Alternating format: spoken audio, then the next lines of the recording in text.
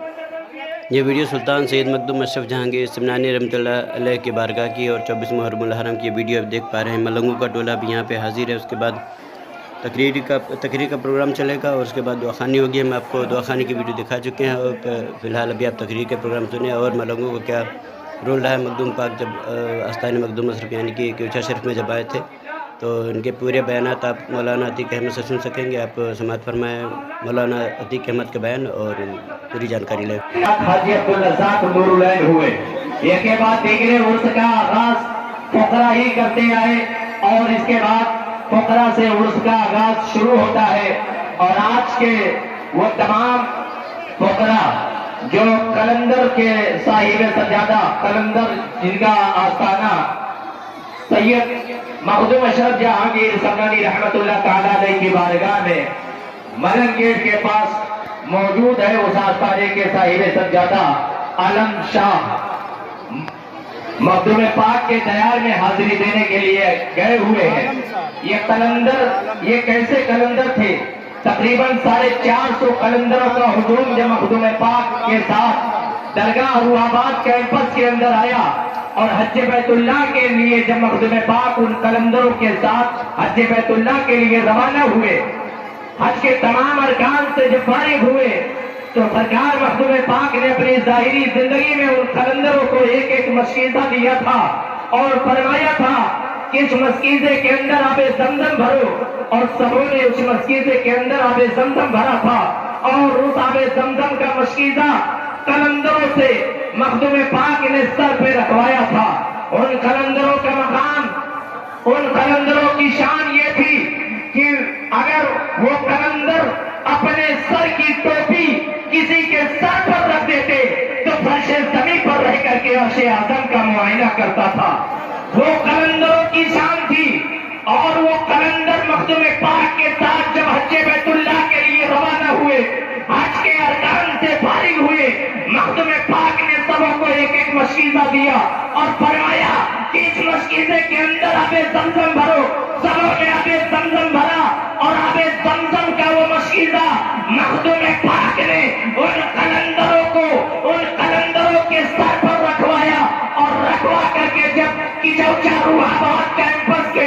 اندر موجود ہوئے تو مخدوم پاک نے ان قلندروں سے کہا تھا کہ تم قلندر لوگ ہو، جلالی لوگ ہو، اگر تم جلال کی نگاہ کسی کے جانب اٹھاتے ہو، تمہاری جلال کی نگاہ اٹھنے کی وجہ سے اللہ رب العزت اس پر بہت باتیں کر دیتا ہے۔ اس لیے تم قلندر لوگ ہو، تم اپنا راستہ خود چن سکتے ہو، تم اپنا راستہ خود چن سکتے ہو۔ اگر تمہیں سلطنت چاہیے تو میں سلطنت دے رہا ہوں، تمہیں حکومت چاہیے تو میں حکومت دے رہا ہوں، تم جاؤ اپنا راستہ خود چن سکتے ہو۔ ان قلندروں نے کہا حضور اب تک میں آپ کے ساتھ رہا اور مرنے کے بعد بھی آپ ہی کے آغوش میں رہنا چاہتا ہوں، آپ ہی کی پناہ میں رہنا چاہتا ہوں۔ قلندروں نے کہا حضور آخر آپ کیوں ایسا کہہ رہے ہیں، مجھے اپنوں سے جدا کیوں کر رہے ہیں؟ تو قلندروں سے مخدوم پاک نے فرمایا تھا کہ تم قلندر لوگ ہو، جلالی لوگ ہو، کل مخلوق خدا میری بارگاہ میں جھوم جھوم کر کے آئے گی اور تم اگر جلال کی نگاہ ان کے جانب اٹھا دو گے اور وہ مخلوق خدا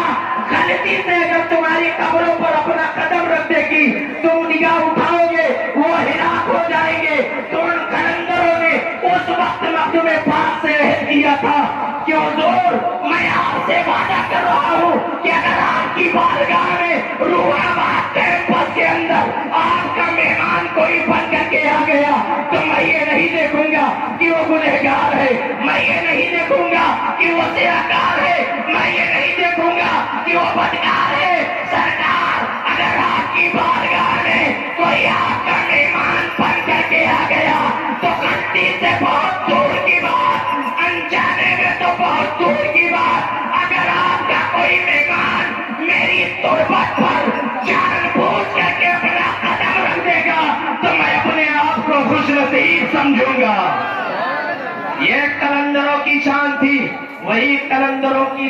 درگاہ روحاباد کیمپس کے اندر آج مزارات موجود ہے اور وہ رسم و رواج کے مطابق جو مخدوم پاک کے دور سے چلا آیا ہے اسی رسم کے مطابق آج 638ویں عرس کا آغاز فقراء کی جانب سے کیا جا رہا ہے، جو رسم کی ادائیگی علی جناب عزت مآب حضرت عالم شاہ صاحب کی جانب سے رسم کی ادائیگی ہو رہی ہے۔ آپ حضرات اپنے نگاہوں سے ان کی زیارت کریں، انہیں دیکھیں، انشاءاللہ تعالی آپ کے حق میں